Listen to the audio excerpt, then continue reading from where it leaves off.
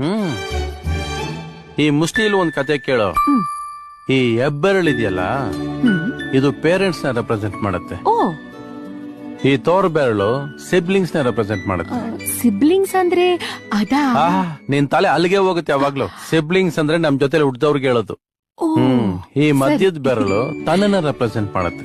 ಈ ಉಂಗ್ರದ ಬೆರಳು ಗಂಡ ಹೆಂಡತಿನ ರೆಪ್ರೆಸೆಂಟ್ ಮಾಡುತ್ತೆ. ಓಕೆ, ಈ ಕಿರು ಬೆರಳು ನಮ್ ಮಕ್ಕಳನ್ನ ರೆಪ್ರೆಸೆಂಟ್ ಮಾಡುತ್ತೆ. ಸರಿ. ಈಗ ನೋಡು, ಎರಡು ಅಂಗೈನ ಮುಖಾಮುಖಿ ಇಟ್ಕೋ. ಆ, ಅಪ್ಪ ಅಮ್ಮ, ಸಿಬ್ಲಿಂಗ್ಸ್, ತನ್ನನ್ನು ಒಳಗ್ ಕಳ್ಸು, ಗಂಡ ಹೆಂಡತಿ, ಮಕ್ಕಳು. ಆ, ಓಕೆ. ಈಗ ತಂದೆ ತಾಯಿ ಇವರು ನಮ್ಮಿಂದ ದೂರ ಆಗೇ ಆಗ್ತಾರೆ ಅಲ್ವಾ?